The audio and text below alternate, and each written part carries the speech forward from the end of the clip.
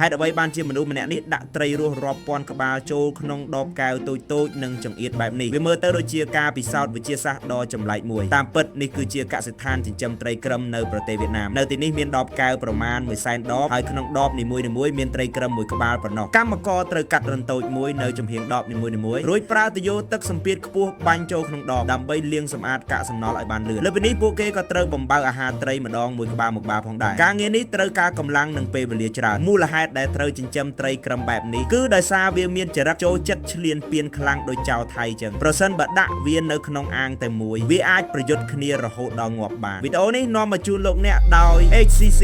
ឬហៅថា Harvest Center Cambodia ជាក្រុមហ៊ុនឈានមុខគេនាំចូលដ្រូនកសិកម្ម DJI មកកាន់ទីផ្សារប្រទេសកម្ពុជាមានអាជ្ញាប័ណ្ណស្របច្បាប់ជាទីទុកចិត្តរបស់ប្រជាកសិករខ្មែរព័ត៌មានបន្ថែមសូមទំនាក់ទំនងមកកាន់លេខទូរស័ព្ទ 098 996 900